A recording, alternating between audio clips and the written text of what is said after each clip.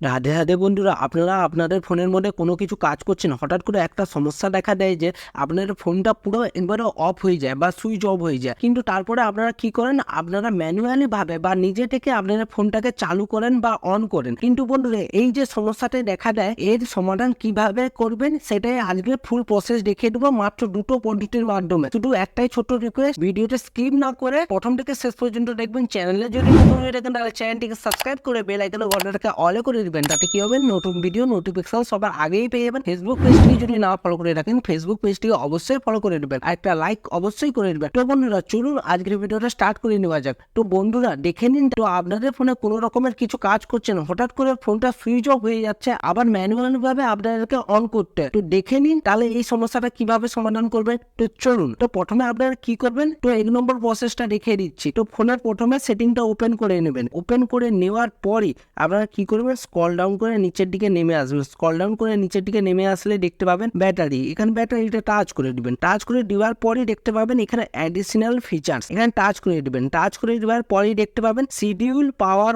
Of, এখানে touch করে দিবেন। এবার টাচ করে দেওয়ার পরই দেখতে পাবেন আমার ফোনে এই দুটো সেটিং অফ আছে। এবার আপনাদের হয়তো এটা এনেবল আছে, এটাও এনেবল আছে, ঠিক আছে। এই দুটো সেটিংটাকে মনে করে অফ করে দিবেন। এই দুটো সেটিং মনে করে অফ করে দিলে তাহলে আজকের প্রত্যেকটা আপনাদের ফোনটা অটোমেটিক যে এইটা সুইচ অফ হয়ে যাচ্ছে, তার এই সমস্যাটা সমাধান হয়ে যাবে। এইটা হচ্ছে 1 নম্বর সেটিং। এবার আমরা 2 নম্বর সেটিং এর দিকে যাচ্ছি। 2 নম্বর সেটিং এ যাওয়ার জন্য কি করবেন, ব্যাক করে নেবেন। এইটা এবার 2 নম্বর সেটিং এ বলে দিই, আপনাদের আরেকটা কারণে ফোনটা অটোমেটিক সুইচ অফ হয়ে যায়। এই কারণে আপনাদের যে ফোনের মধ্যে যে র্যাম আছে ওটা বেড়ে যায়, তার ফলে অটোমেটিক এটা ও র্যামটা কাজ করতে না পারার জন্য ঠিক মতন, তো অটোমেটিক ওইটা ফোনটা সুইচ অফ হয়ে যায়। তো তার জন্য কি করতে হবে, আপনাদের ফোনের সেটিংটা আবারও ওপেন করে নিতে হবে। ফোনের সেটিংটা ওপেন করে নেওয়ার পরই স্ক্রল ডাউন করে নিচের দিকে নেমে আসবেন। স্ক্রল ডাউন করে আসলে দেখতে পাবেন এখানে অ্যাপসে টাচ করে দিবেন। এখানে ম্যানেজ অ্যাপসে এখানে টাচ করে দিবেন।